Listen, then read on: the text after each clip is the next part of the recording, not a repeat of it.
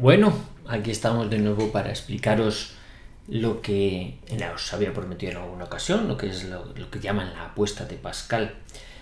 Que, bueno, Blaise Pascal pues era un pensador francés que, entre muchas cosas, era de los últimos, quizás sabios, que trabajaban diversas esferas, las matemáticas, la física, la filosofía, los últimos tiempos de su vida más la teología, o dedicándose a escudriñar lo que consideraba que podía ser más importante para su vida, que es, bueno, pues pensar sobre la existencia de Dios, y si Dios existía y qué repercusión podía tener sobre mi vida. El principio de Pascal pues conocemos, también inventó la pascalina, una máquina como una especie de calculadora primitiva, en fin, era un genio en muchos aspectos. Y al final en los últimos tiempos de su vida, se dedicaba más a cuestiones, como digo, filosóficas. Bien, es de ahí una obra suya, los pensés, los pensamientos o las divagaciones filosóficas, en las que trata el tema de la existencia de Dios, que es lo que se ha dado en llamar la apuesta de Pascal. ¿En qué consiste la apuesta de Pascal? Es sencillita de explicar, porque él intenta reducir todo a lo que hemos dicho en algún otro vídeo. Dios o existe o no existe. Claro, el que exista Dios o no exista es diferente de lo que yo piense. Yo puedo pensar que existe o que no existe. Es decir, Dios puede existir o no existir, y yo puedo pensar que existe o que no existe. ¿Y qué se deriva de esa situación? Pues lo vais a entender mejor con un pequeño recuadro, ¿verdad? Una entrada de estas, una entrada 2x2 que se llama, ¿no? O sea, esta es la apuesta de Pascal, y entonces aquí tendríamos la realidad. Como hemos dicho, puede ser que decimos Dios existe o Dios no existe, ¿de acuerdo? Bueno, y aquí está en este lado lo que yo pienso, lo que yo creo. Yo creo que no existe, este es el signo de no existe, y este es el de existe, ¿no? En matemáticas, ¿verdad? Bueno, pues aquí tenemos lo que yo creo, o que no existe, o que existe, y aquí la realidad, que Dios existe o Dios no existe. Y entonces, claro, tenemos la entrada esta que es un 2x2. Puede ser, punto 1, puede ser que Dios, vamos a empezar por aquí, Dios no existe. Si Dios no existe y yo creo que Dios no existe, entonces acerté, porque Dios no existe y es lo que yo creo. ¿Qué sucedería en este caso si Dios no existe y yo creo que no existe? Pues he acertado, no pasa nada, y en definitiva que me quiten lo bailado. Puedo hacer lo que me dé la gana a lo largo de mi vida. Pues oye, organizo mi vida sin más conciencia moral o ética, pues el procurar no hacer nada que las leyes civiles me castiguen, que me pillen, porque claro, son las únicas que me pueden castigar mis acciones poco morales o poco éticas. Es decir, si me comporto mal, lo importante es que nadie se dé cuenta, nadie en mi sociedad. O sea, pues un perfecto sinvergüenza, pero mientras las leyes me amparen, yo soy un sinvergüenza, o yo actúo atropellando las libertades de otras personas porque no tengo ningún respeto a que me vaya a pasar nada después, una vez muerto. Nadie me va a pedir cuentas. Con lo cual, todo mi objetivo va a estar en intentar dar la apariencia de que soy una persona honesta y llevarme bien con las leyes civiles, sean las que sean. Quizá esta es la postura más frecuente hoy en día, ¿no os parece? Quiero decir que la gente se comporta un poquito por miedo a que le pillen. Ahora bien, si una persona se comporta contrariamente a la ley, pero no le pillan, o está amparado por ella, le importa un bledo. Nadie le va a pedir cuenta de ello. Entonces, claro, parece ser que la apuesta hoy en día es decir, Dios no existe y yo creo que no existe, pues es una, con diferencia, de las más seguidas hoy en día, ¿no? Puede ser que digamos que efectivamente yo creo que no existe, pero es que resulta en la realidad que sí, que Dios existe. Entonces, ¿qué pasaría? Pues pensamos, la justicia divina le castigará. La justicia divina es la que finalmente pondrá en orden las cosas y le dirá, amigo, te has portado mal, y aunque te hayas librado porque las leyes civiles no te han trincado, pues ahora las vas a pagar todas una tras de otra. Que es a lo que apelan pues la gente a lo mejor que tiene fe o que tiene creencia en que Dios terminará pidiendo cuentas, incluso a los inicuos, a los que han vivido de espaldas a Dios o pensando que Dios no existía. Mucha gente que va pensando y dice, justicia divina. ¿Cuándo? Porque las leyes humanas, como se quedan cortitas o vemos tantas injusticias, pues pensamos, no, pues ya tendrá que actuar Dios. Muy bien, pues a lo mejor en esas circunstancias, claro, como Dios exista, vaya susto para los que piensan que no. Bueno, esa es la parte que tocaría analizar, que la persona o el ser humano, yo creo que Dios no existe. Entonces se puede seguir estas dos circunstancias. ¿Qué sucede si yo pienso que Dios existe? Bueno, puede suceder que efectivamente yo creo que Dios existe y resulta que en realidad no existe. Amigo mío. Entonces he hecho el primo. Es decir, he estado siguiendo unas normas, pensando que Dios existe. Y luego resulta que no, me sentiré estafado. Mira, usted ha vivido reprimido toda su vida. Deja esto un rato. Usted ha vivido reprimido toda su vida y resulta que Dios no existe. Se ha engañado. ¿No se da cuenta?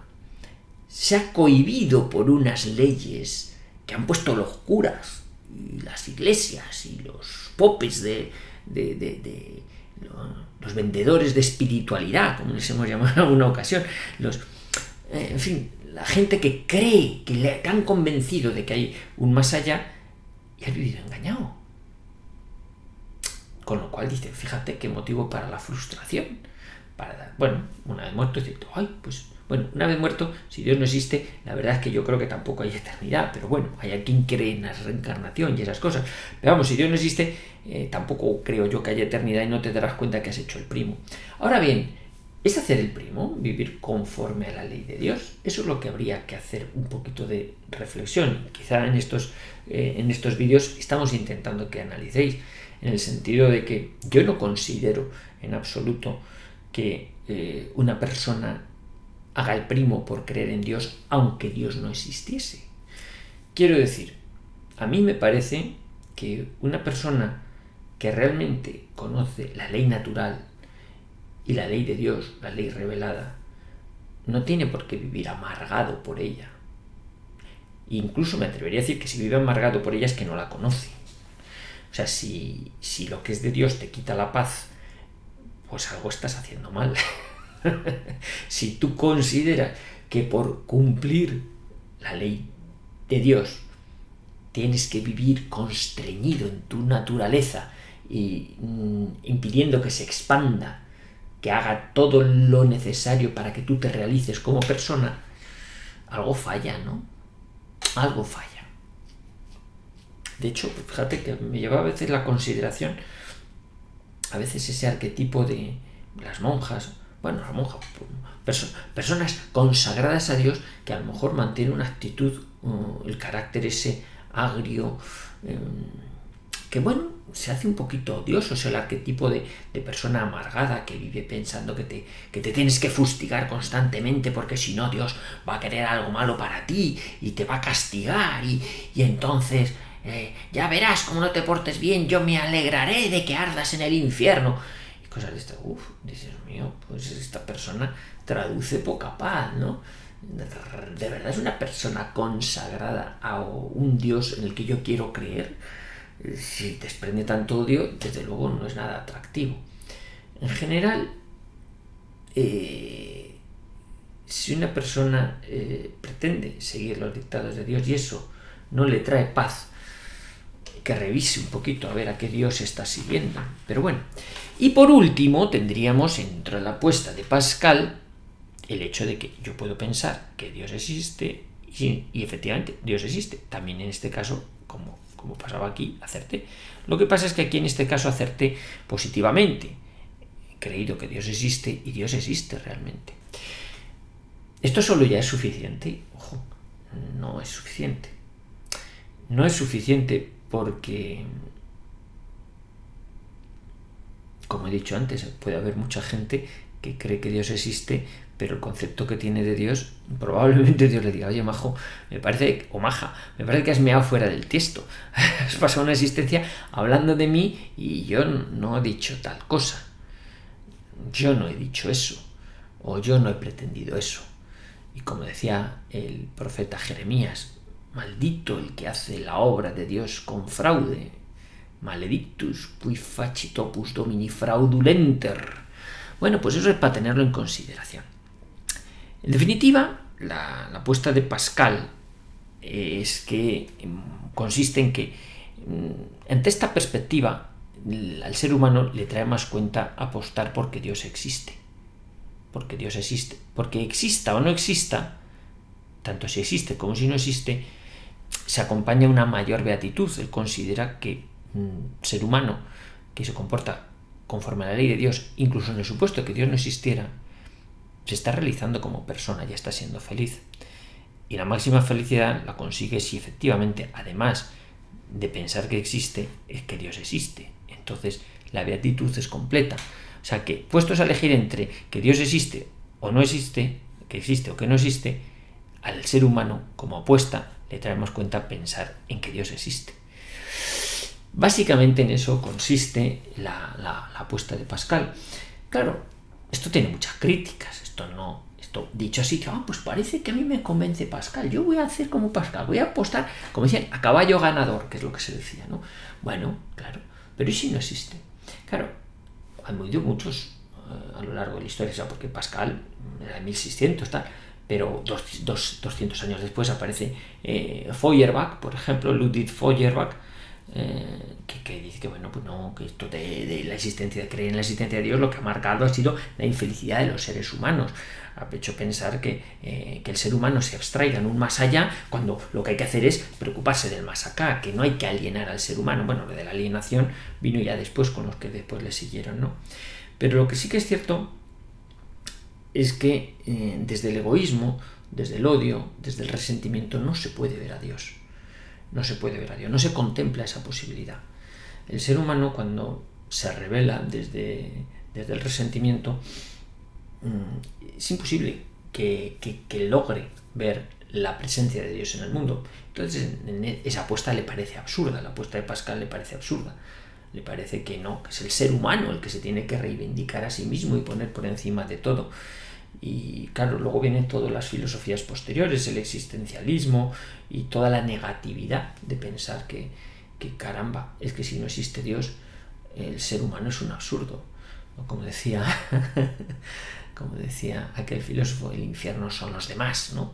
El infierno son los otros, nos tienen atenazados, que en definitiva se entronca con lo que vivimos actualmente. El infierno es la sociedad. ¿Os suena algo esto? Aíslese de la sociedad, no interaccione con ellos, son los malos. Usted es el único bueno, usted de forma aislada, por supuesto, pero no los demás. Entonces estamos destruyendo la sociedad y estamos destruyendo la esencia del ser humano, la posibilidad de vivir en sociedad, la sociabilidad, la posibilidad de intercambiar conocimientos con otras y de querernos con otras personas. Porque el ser humano, si no se relaciona socialmente, tampoco va a poder manifestar cariño, amor, que son los sentimientos que en el ser humano van a generar felicidad. Daos cuenta que quitar a Dios de la sociedad trae muchos problemas. Algunos decían, es que si Dios no existiera habría que inventarlo. Claro, esto de la necesidad psicológica de pensar que Dios existe también ha sido muy tratado.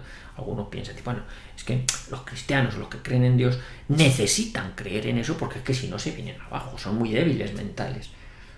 Vale, es un argumento, el recurso a la existencia de Dios desde el punto de vista psicológico. ¿Pero esto es así o no? Es decir, ¿hay más argumentos para pensar que Dios existe aparte de la necesidad psicológica? Como diría Michael Ende, eso es otra historia que será contada en otra ocasión.